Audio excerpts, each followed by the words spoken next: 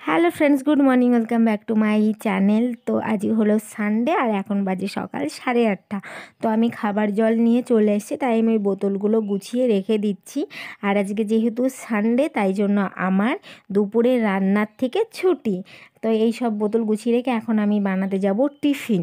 আর আজকে আমি special tiffin বানাচ্ছি, সেটা লাই দেখো, আলু কেটে রেখেছি, মটরও সিদ্ধ করে রেখেছি, মশলাও কষে গেছে। আজকে হবে ঘুগনি আর হবে গরম গরম লুচি। তো এখন বাজার চলে গেছে, তো লুচিটা আমি এখনই ভাজবো না, আমি ময়দাটা মেখে রেখে দেব, ও আসলে গরম গরম লুচি ভেজে দেব।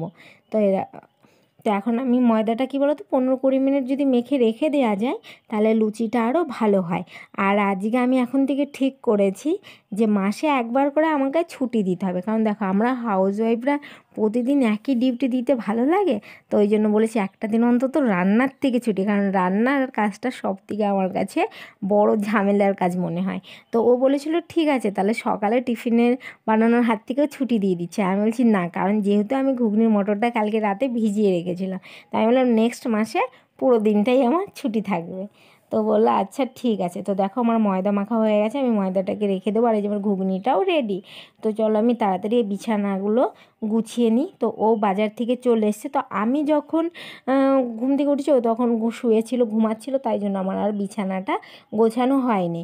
তো আমি একবারে লুচিটা ভেজেই চলে এসেছি বিছানা গোছাতে, কারণ আমি ওকে বলেছিলাম যখন বাজার থেকে বেরোবে তখন আমাকে ফোন করবে, তখন আমি লুচিটা ভেজে আমি হটপটে রেখে দিয়েছি। তো এই দেখো আমার বিছানাটাও গোছানো কমপ্লিট হয়ে গেছে, বাইরের বিছানাটাও হয়ে গেছে। তো এখন আমরা টিফিন করবো। আর এই যে বাজারে চলে এসছে, আর ওখানে বেসিন পরিষ্কার করছে, আর আমি রান্নাঘরটা পরিষ্কার করে রেখে দিয়েছি। এই দেখো পুরো পরিষ্কার হয়ে গেছে। এখন চলো আমরা টিফিন করে নিই। টিফিন করে তারপর ঘর মুছবো, পুজো দেবো, অনেক কাজ।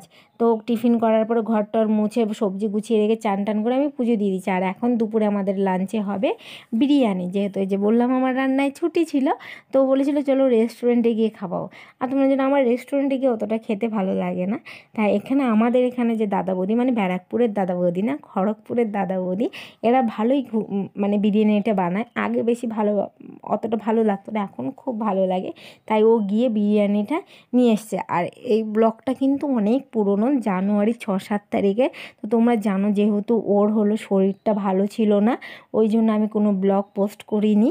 তারপরে এখন এডিটিং করতে গিয়ে দেখি পুরনো ব্লগ রয়ে গেছে, আর ভিডিও করতে না বেশ ভালোই কষ্ট লাগে। তো ভাবলাম থাক, ভিডিওগুলো ডিলিট করবো কেন, পোস্ট করে দিই। আর এখন দুপুর 1:30 মতো, আর আজকে আমরা একটা জায়গায় ঘুরতেও যাব, ওই জন্য আমরা তাড়াতাড়ি খেয়ে নিচ্ছি। খেয়ে একটু রেস্ট ফেস্ট নিয়ে আমরা 3টে নাগাদ বেরিয়ে পড়বো।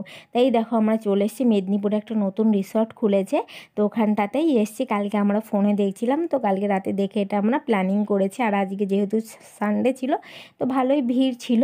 তো রিসর্টটা না নতুন হচ্ছে, এখনও পুরো কমপ্লিট হয়নি, কিন্তু আসতে আমাদের অনেকটা সময় লেগেছে। ও ফোনে ম্যাপে দেখেছিল কম সময়, কিন্তু অনেকটা সময় লেগেছে, কারণ রাস্তা অতটা ভালো না, একদম গ্রামের মধ্যে দিয়ে তো কাঁচা রাস্তা ছিল, তো আসতে ভালোই কষ্ট হয়েছে। আর এই দেখো বাঁশের চটার বেড়া, এখানটা মাটির ঘর, মানে খুব ভালোই লাগছিল। কিন্তু আমরা এখানে বেশিটা সময় থাকবো না, তাড়াতাড়ি বেরিয়ে যাব, কারণ যেহেতু একদম মানে সেই জঙ্গলের মধ্যে দিয়েও রাস্তা, তো ও যাওয়ার সময় একটু ভয় পাচ্ছে যে আমরা তাড়াতাড়ি বেরিয়ে যাবো, কারণ এখন শীতের দিন যেহেতু তাড়াতাড়ি সন্ধে হয়ে যাবে। তো আমার না এই জায়গাটা খুব ভালো লেগেছিলো। এইটা এখনও নাকি রেডি হয়নি, এটা সুইমিং পুল হবে। আর এই ঘরগুলোতেও রাত্রে মানে থাকতে পারবে, এরকমভাবে সব তৈরি। আর ওই যে তোমরা দেখলে টেন্ট হাউস আমি এর আগে কোনো দিন দেখিনি, আজই ফার্স্ট টাইম দেখলাম।